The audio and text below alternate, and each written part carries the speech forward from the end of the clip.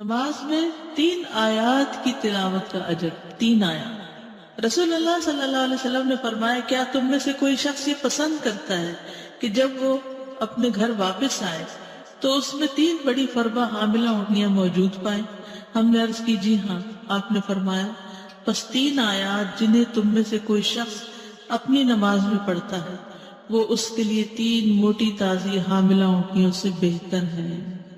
یعنی قل هو اللہ احد اللہ الصمد لم یلد ولم یولد ولم یکن له کفوا احد پڑھنا جو ہے اتنا مال اکٹھا کرنے سے بہتر ہے۔